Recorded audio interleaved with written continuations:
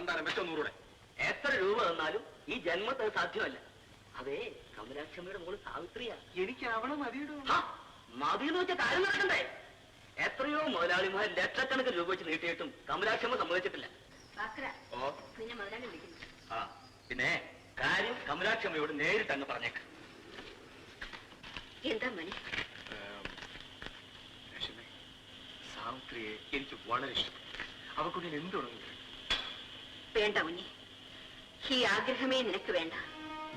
ഇക്കാര്യത്തിൽ നീ എന്നെ അമ്മയായിട്ട് തന്നെ കാണണം. ഗതികേട് കൊണ്ട് ഞാൻ ഈ നരകത്തിൽ വന്നു വിട്ടു.